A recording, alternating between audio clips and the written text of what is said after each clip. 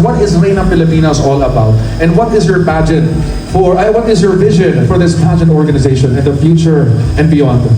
Okay, so Reina Philippines, grabe yung tanong siya. Unang tanong parang Final Q&A. sa beauty pageant.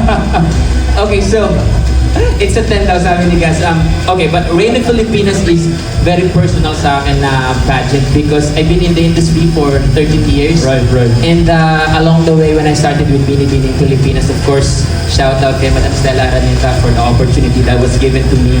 Ang dami kong nakilalang mga magaganda at mga amazing queens like Rogelie Katakutan, ang dami. Ang mga kwento nila Ebet Santiago and their stories are very much similar sa akin when I was starting. So, we started from scratch.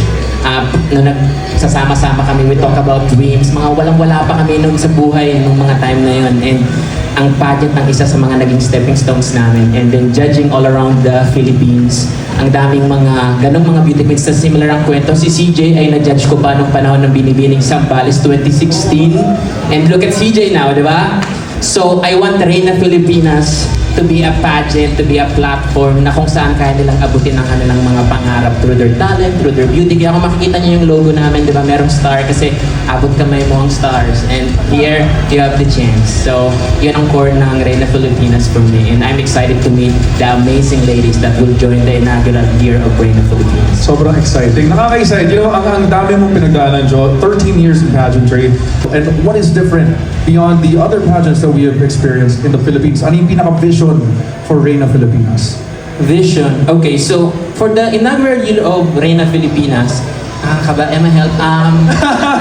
Siguro, I want an inclusive pageant. So meron kaming tatlong titles for this year. So, Reina Filipinas Grand International. Oh. And then, we have two more titles, Reina Filipinas All-Stars. So, kami po ay magkukorona ng tatlo. So, kung makikita nyo, the trans women ay merong chance to be a part ng pageant where they can compete with cisgender women na meron silang fair chance of winning.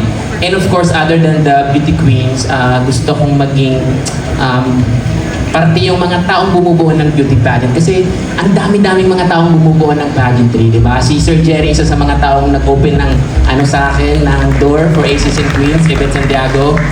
Madaming mga creative. So kung yung makikita nyo, may mga tao na member ng organization namin na nasa creative side, di ba? Si Derek Rod is here, Boss Mac Tumang is here, si Boss Tay Indensya, si Derek Rap, si Derek Bebs, together with the team ng Bragais on the business side.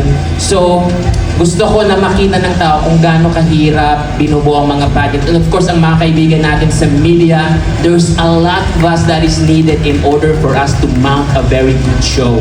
And sa pageant na to, lahat tayo kasali. Tama. Yan.